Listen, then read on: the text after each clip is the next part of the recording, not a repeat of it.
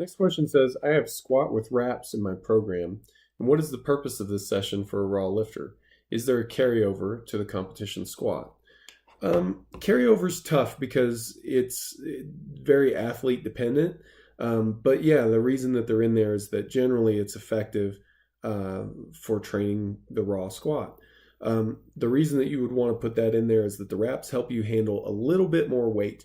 And now, how much more weight depends on the person, and it depends on how skilled they are at using the wraps. What I find is that in those first couple sessions, typically, you have lifters who basically don't know how to use their wraps, and they may not get anything at all out of them, and that's okay too. But once you gain a little bit of proficiency, it's a very mild form of overload.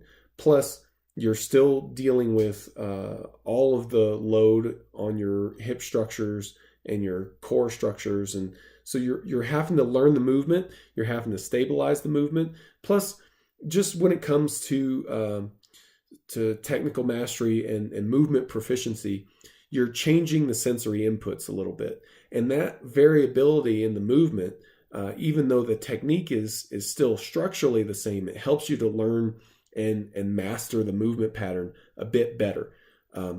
Just because you're changing, you have more variability in your experience. Um, it's a really interesting sort of intersection of disciplines to talk about that, but it's a mild form of overload, and it's going to help you gain your technical mastery a bit faster. So yeah, it's definitely gonna. I shouldn't say it's definitely going to transfer. It will most likely transfer to your competition squat. Again, there are differences between lifters, but this is something that we found to be effective in general, which is why you'll find it in guided programming.